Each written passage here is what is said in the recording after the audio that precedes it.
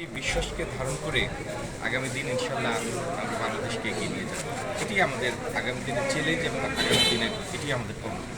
আপনার কাছে আরেকটি প্রশ্ন, যেহেতু আপনি জয়ী হয়েছেন এবং আপনার যে প্রতিদ্বন্দ্বী প্রার্থী যিনি রয়েছেন তার সাথে আজকে দেখা করেছেন এবং একটা কুশল বিনিময় হয়েছে, এই যে একটা সম্প্রীতির যে বন্ধন, এই বিষয়টা আসলে কীভাবে দেখছেন? আমার এই জায়গা থেকে আসলে তরুণ প্রজন্মকে কি মেসেজটা দিতে পারছেন?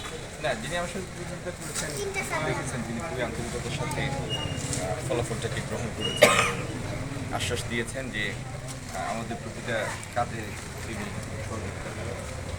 রাজনৈতিক কমিটমেন্ট দেখলে সাধারণ মানুষও জীবিত হয়, আস্থা ফিরে পায় রাজনৈতিক প্রক্রিয়া।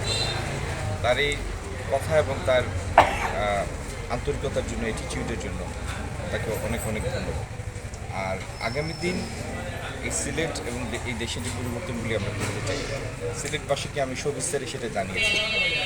যে আস্থাটা নির্বাচনের মধ্যে দিয়ে সিলেটবাসী রেখেছে, সেটা শুধু ব্যক্তির উপর আস্থা না, সেটি আমরা আমাদের যে পরিকল্পনাগুলি তুলে ধরেছি, আমাদের যে কর্মসূচিগুলি আছে, আমাদের যে আদর্শিক ভিত্তি আছে, সেটির উপরে আস্থা। তো সেই আস্থার প্রমাণ আমরা রাখবো। সিলেটে আমাদের যে উন্নয়ন পরিকল্পনাগুলি ইনশাআল্লাহ তার প্রত্যেকটি আমরা বাস্তবায়ন করব এবং আগামী দিনে এই সিলেট একটা পরিবর্তিত সিলেট হবে ইনশাআল্লাহ। সর্বশেষ প্রশ্ন, অনেকগুলো পরিকল্পনা আমরা দেখেছি, আপনি অনেক রূপরেখা করেছেন, কোন পরিকল্পনাটা দিয়ে প্রথমেই শুরু করবেন সিলেট আসলে একটু কি বলবেন? না, এখানে এক দুই বলার সুযোগ নাই, কারণ একই সাথে অনেকগুলি কাজ করতে হবে।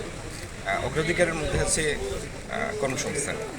সে কর্মসংস্থানের জন্য আমাদের 4-5টা বিভিন্ন অ্যাঙ্গেলের কাজ করতে হবে। আইটি সেক্টরের প্রসার, সিলেটের শ্রমপূর্ণ শিল্প স্থাপন, সেটার জন্য সহায়ক পরিবেশ তৈরি, আমাদের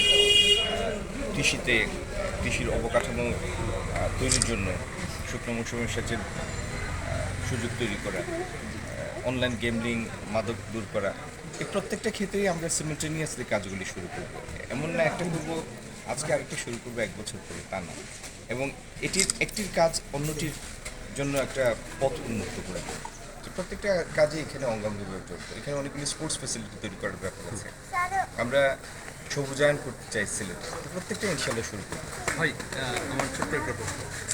আমরা শুনতে পাচ্ছি আর কি যে যদি মন্ত্রিসভায় আপনার জায়গা হয়, এরকম আলোচনা কিন্তু এখনই চলছে, যদি মন্ত্রিসভায় দায়িত্ব পান, সেই ক্ষেত্রে সিলেটকে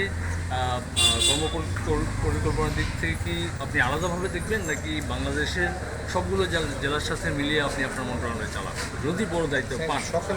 আজকে সকালে জানলাম যে সংসদ সদস্য নির্বাচিত হয়েছে, এটি আগে হজম করতে দেন।